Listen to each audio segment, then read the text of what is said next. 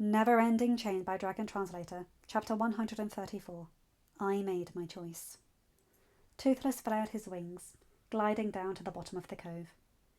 He had no fear he would be trapped, not like the first time he had ever entered this place. The fireworms let every dragon use their cave to traverse from the cove to the upper portions of the nest if need be. Rainfire even went through, fashioning tunnels so the fireworms and the dragons did not have to climb to reach a higher section from a lower one. Toothless knew, when he was ready, he had a way out. While it did seem odd to be here without Hiccup now, Toothless needed this. Stoic and his younglings were trying his patience. He knew they meant well. He knew his adopted father wanted him happy. He knew his sons would love to have a mother. He knew all of that. It did not make their meddling easy to deal with all the time, though. Toothless moved to the pond, dipping his head to get some water. He sighed, sitting down. Life had a funny way of flying, it seemed. Stoic had been a human who had foolishly cast aside something Toothless knew was precious. It had long baffled, then angered Toothless, that the human father to his brother would act as he did. The younglings had not been sired by Toothless, but he was their father, nonetheless, and only death would keep him from them, or from doing all he could for them. Stoic had not done anything of that for Hiccup, not that Toothless could see. Now, Stoic called him son. He had named Toothless's sons as his grandsons. Stoic had shown Hiccup, Toothless, and Sharpshot the records after they were finalised. Toothless and Sharpshot had no way to read human writing, but Hiccup assured them the words were there for all to see. Stoic the Vast claimed 2 dragons as children, and 3 dragons as grandchildren. Add to that, Stoic apparently made it a point to list Hiccup as his oldest and heir. Something Hiccup said meant a great deal after he finished hugging his father. Stoic actively sought Toothless out now, dropping whispered hints about Moondust's valour and honour, and how she would make a great mother for his new grandsons. The male had managed to convince Toothless's own sons into helping him. Stoic felt his sons watching him whenever he had cause to interact with Moondust. Toothless heard them scatter, and knew they were reporting their observations to Stoic. Toothless sighed again. It did not take much persuasion for his sons to aid Stoic. Toothless knew that. When he had first found them, after happening upon the gruesome state of their parents left to die, after the humans finished with them, the 4 had been huddled in the back of a cave. Toothless knew the only reason the humans who had killed their parents had not found them had been because the cave's entrance was flooded. It took a long time for them to trust Toothless, much less follow him out of the cave and away from the small island they had once called home. All 4 had been barely able to fly, so Toothless knew they had not been younglings long. They likely did not have solid memories of their parents. Toothless knew they wanted a mother. He had seen them watching the mothers around the village and the nest as they interacted with their hatchlings and younglings. He saw them wilt each time they returned to the house, and had no mother to do for them all they had witnessed. He saw the longing in their eyes whenever they spent time with Moondust. Toothless was also honest enough to admit that he wanted Moondust to be their mother. He had been intrigued by her the first moment he had met her. She had flown into a nest she did not know, keeping watch over his sister-in-law, merely because the 2 had met and become friends. She had faced invading tail-stingers, as if the nest she fought for was her own, and not one she was just visiting. Even when she became a member of the nest, she never shrugged off patrols or helping anyone in the nest. She even flew with them to gather the waterworm and protected Hiccup when Toothless had been ill. Toothless did not know how anyone could not see her and admire her. Yet, she had been through more than anyone should ever have. She had suffered at the paws of one who believed himself one of the alphas from before the civility laws. Toothless did not want to push. He did not want to step beyond her boundaries. She did not deserve that. She deserved to be treated like a queen. Toothless huffed to himself. He stepped away from the pond, heading for his tree. Maybe this time to himself would calm his nerves and give him the strength to endure his adopted father and son's meddling. To withstand the knowledge that not only did Hiccup and Sharpshot know about the entire affair, but did nothing to stop it. And Hiccup was the alpha of that, and had the authority to put an end to all of it. Toothless paused. Moondust stood under his tree, staring at the ground. Toothless's sensing lobes twitched and fluttered against his neck. He knew what that look on her muzzle meant. He had felt the same when his daughter had been eaten, and he realised the torment he'd just placed his sons in. Toothless shoved aside every feeling he had for the dragoness, and his own annoyance with everything. She may have been the focus of several dreams of his, but she still hurt, and still blamed herself. She did not deserve to feel this guilt. Toothless frowned, wondering how he could cheer her up. His eyes widened. He remembered back to when the nest took shelter from the snowstorm. Shadowfire could not sing due to the new humans in the great cave, but he could still dance for the young sheltering with the humans. Toothless remembered that all the young and many of the adults, Sharpshot included, who did not like snowstorms any more than he liked rainstorms that crackled with lightning, laughed at and enjoyed Shadowfire's antics. Toothless purposefully made a noise loud enough that she had to hear.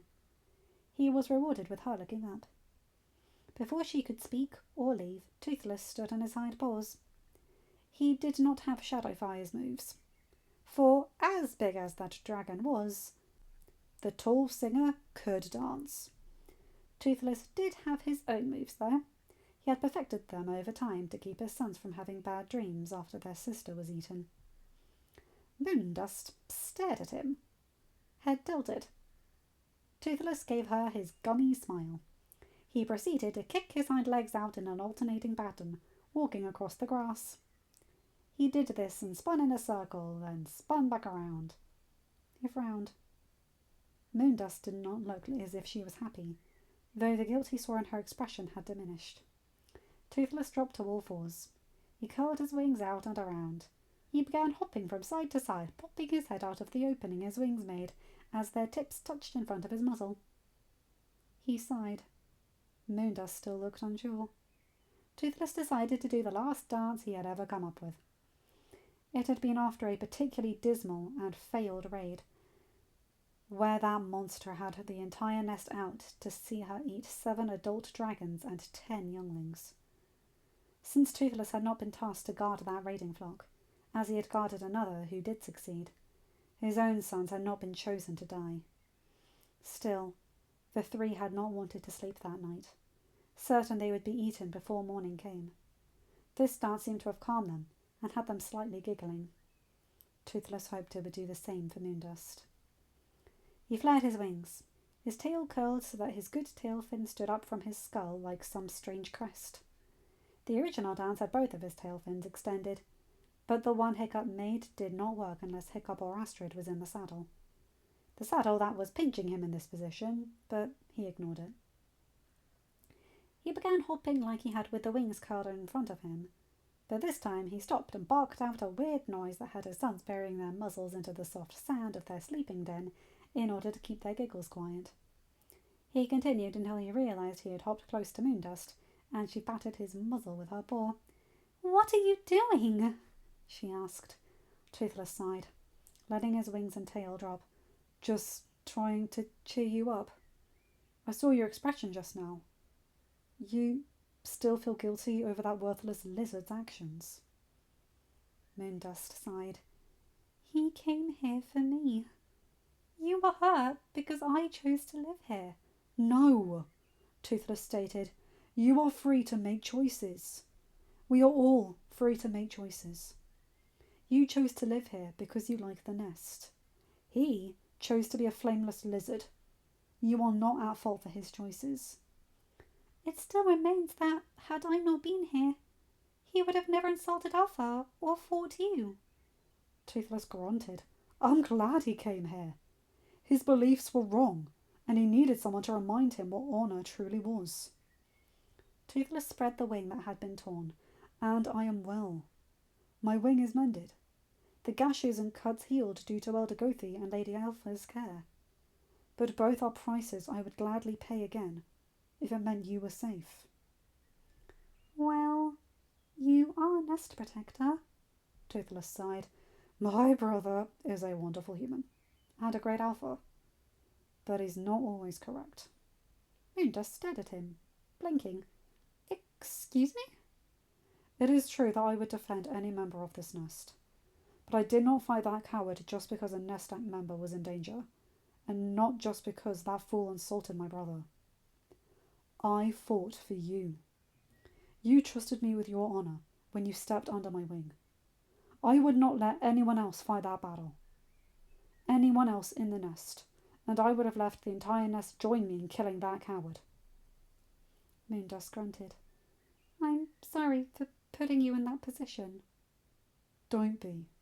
Moondust, you are free now. That male is gone. You can live your life with no shadow tailing your flight. I would endure many more wounds to ensure that. You deserve that. Thank you. Toothless nodded. Don't feel guilt over what happened. No one blames you. He glanced up, noting the position of the sun. I best go back. My sons will probably be wondering where I am. Hiccup will probably need to fly a patrol with Astrid and Stormfly, just so those two can find some sea stack to do that suffocating lip action of theirs. Moondust giggled. Gita says that was kissing, and that humans who are courting each other love to perform such actions. Still looks like they're trying to suffocate each other. Toothless shook himself in an effort to rid himself of the images. He saw it enough to not want to see it in his mind right now. If you want to remain here longer, I can tell Gita where you are, so she does not have to worry. Moondust did not say anything at first. She just stared at him. I came out here because Alpha's father stopped me again to whisper how great you are.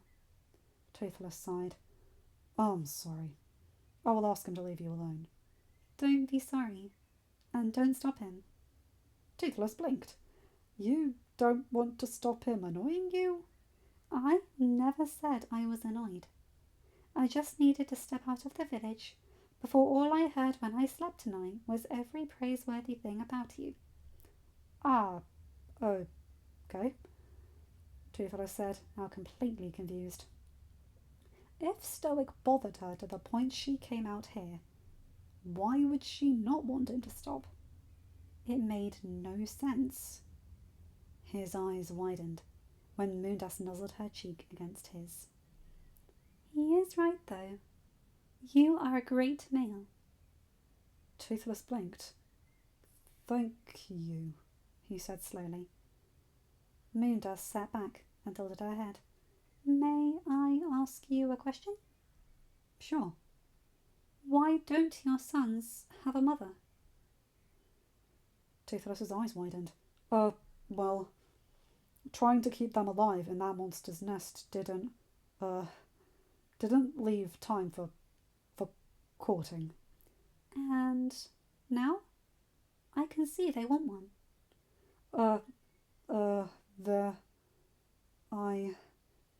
Why are you asking this? Moondust sighed, looking down. No, she grunted. I have realised many things since coming here. I once thought my old alpha was wise and honourable, until he did nothing to stop that male. I thought my parents would stand for me, but that male said my father gave him permission. Your sister-in-law found me almost walking right into a nest of humans, uncaring of what they would do to me. Toothless flinched. He had not known how his sister-in-law and Moondust met. He had not expected that. She convinced me that her mate's nest held the honour and safety I thought my old one did. She convinced me to try again.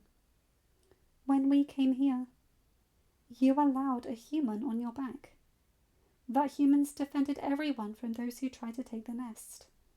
He did not force his touch upon me, He let me choose to touch him. He did not call for that tiny fang to die, and instead gave mercy. And you called that human brother. Moondust sighed. And you show the same honour your brother does. All of your brothers. You stood to fight for me instead of letting that male take me. Your brother, my alpha, rejected that male's claims, and you did not reject me placing myself under your protection. Then you willingly got injured to defend my honour. She tossed her head. Oh, your brother was so right all those moons ago. Moondust, what are you trying to say? In answer, she placed the top of her head against Toothless's chest. I made my choice, she whispered. End of chapter. Hi guys, hope you enjoyed that one. Oh my god, that was gorgeous. I love it so much. Ugh. Him putting aside all he feels for her and doing that silly mating dance thing he and Hiccup came up with for the Light Fury in order to cheer her up and make her laugh.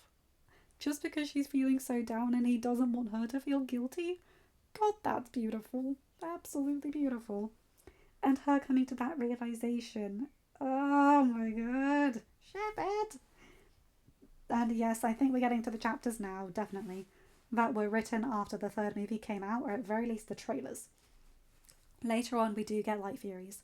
So I like how Dragon Translator incorporated bits of the Light Fury arc into Moondust without completely rewriting her to be a Light Fury. I appreciate that. You don't always need to make such drastic changes, and she's such a sweet character. Toothless not approaching her because he doesn't want to mimic the male that assaulted her. Such a king move. Anyway, you guys know the drill. Like, comment and subscribe and hit that bell to be notified for whenever I upload a new video. Have a good day, night, whatever time zone you're in. Bye my guys, gals and non-binary pals. I'll see you in another video. Take care.